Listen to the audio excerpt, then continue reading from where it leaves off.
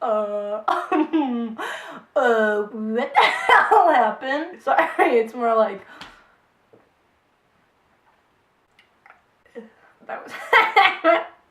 What the hell? What the hell happened? Wait, now it's like... What the hell happened? What the hell happened? What the hell happened? Okay, that's over. Well, hang on, you know DaniEllisVision?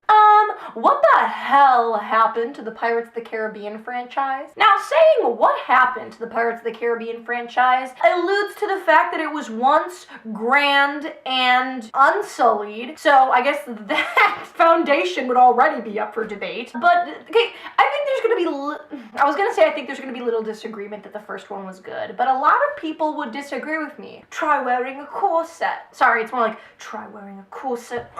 Ooh, femme fatale. Ooh, coming for you feminist icons. If you've sword fought, even stage fought, you haven't been challenged until you've worn a corset. In full disclosure, I did not ever see the fourth Pirates of the Caribbean at World's End. I am a big Disney lover.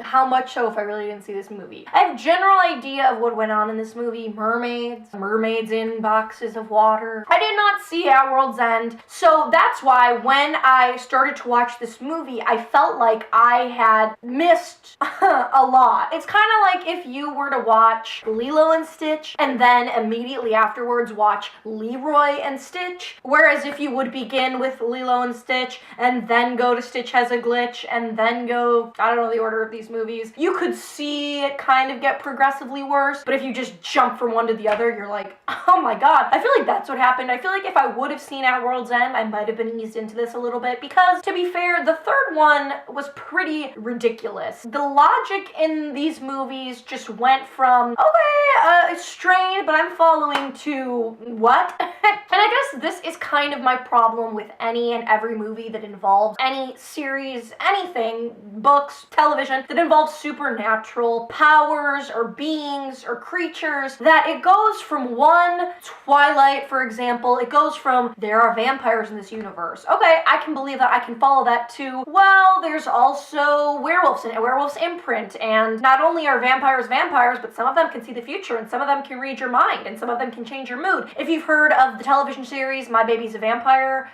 My Babysitter's a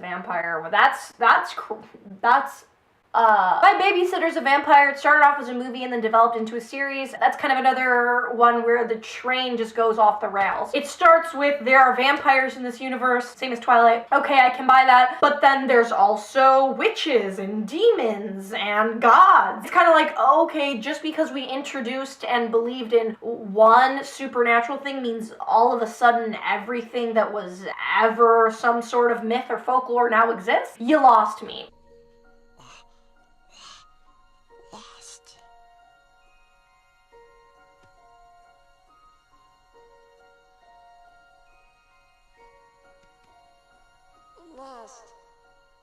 That's kind of what was happening in the Pirates of the Caribbean. Mermaids, I was totally on board for. Kraken, I was totally on board for. The skeleton thing, I guess, started you off pretty strange, but to me, I don't know, ghosts, I was gonna say the least paranormal thing of the paranormal, but not really. How about the least supernatural of the supernatural? Because to me, like, ghosts, aliens, witches, starting off with the most believable and then working out to the least. I mean, actually, I guess aliens and ghosts could be interchangeable. It depends who you speak to. Aliens could be more viable than ghosts.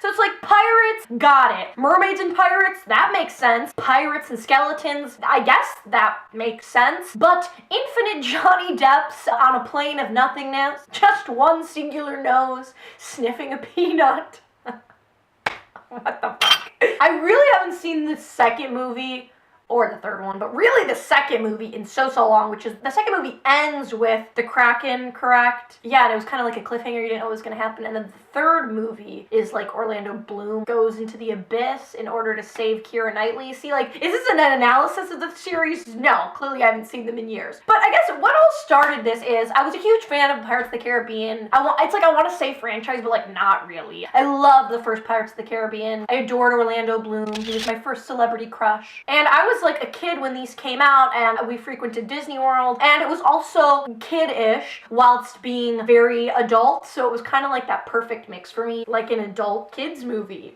My favorite kind. So I love the first one, I liked the second one, I have few memories of the third one, and then the fourth one, I was really just out of it at that point and did not see it. And then the fifth one, I didn't see when it was in theaters. I actually intended to, because I had heard that they brought Orlando Bloom back for the movie, so, you know, my man was there, I was all over it, but I didn't end up seeing it. Come a few days ago, I'm scrolling Netflix, and I've just been at a total loss ever since It's Always Sunny has been removed. I don't know where to go or what to do. And so I saw that they had the fifth installment of the Pirates of the Caribbean series and figured, what the heck, let's just go into it for a little bit. Dead men tell no tale. And oh my god, in I think the first 10 minutes, I was like, what the hell happened to the Pirates of the Caribbean series? The first 10 minutes, I was like, damn, I should make a video because where did we go wrong? I mean, Jesus Christ, this was just bad CGI, bad jokes, one after the other. Oh, another drawing point for me was Kaya Scodelario was in this, who I'm not like a huge fan of, but like I know her from Skins in the Maze Runner movies. I just think she's very beautiful, very British. I think she's lovely. I actually think she's a really good actor too. I was a little drawn in by that, mostly Orlando. It's like, oh my god, if you can watch the scene, I don't even think it was, well, it was one scene, but it didn't happen once. Oh no, it happens twice. It's like this execution gag of Johnny Depp stuck in the guillotine, and it's flipping him around and around, and every time it flips him, you know, right side up, the guillotine's like this far away from chopping his head off, but then he spins back around and it falls further, but then of course he comes back and it's closer again. And it was like, oh my god, is this supposed to be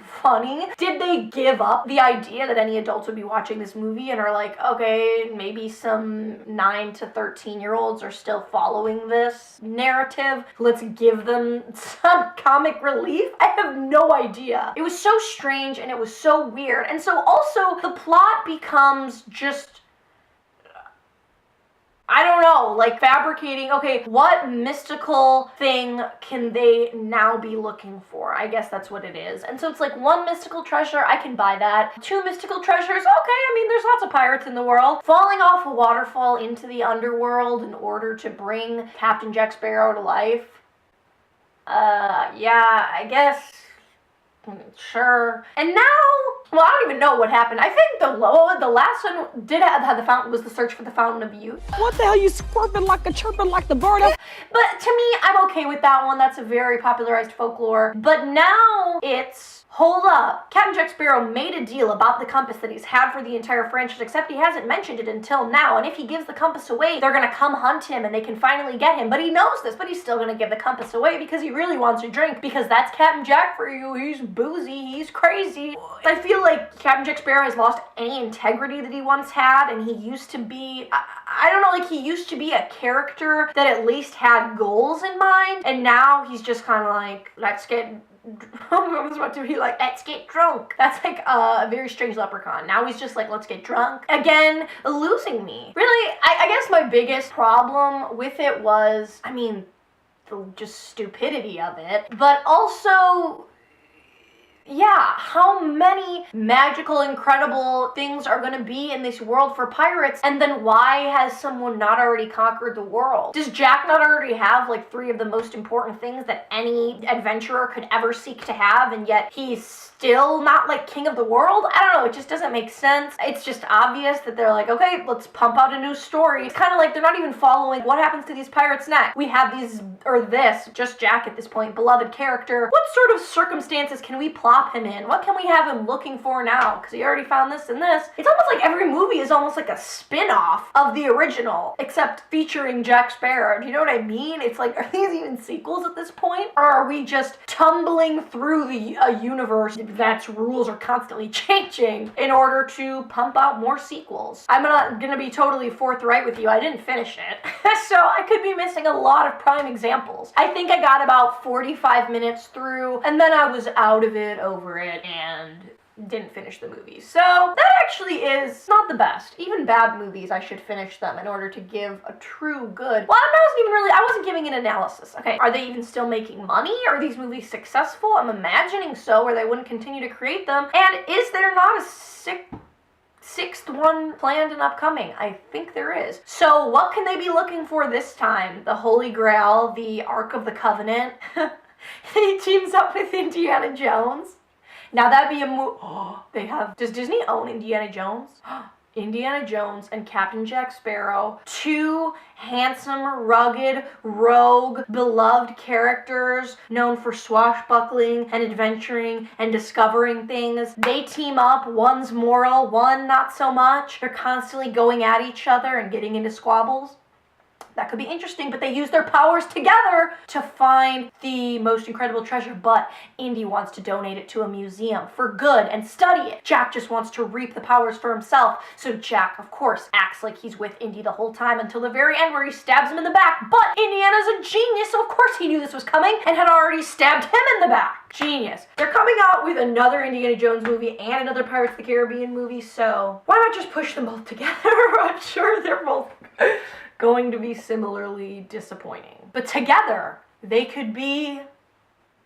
No, still disappointing. DaniEllisVision. What?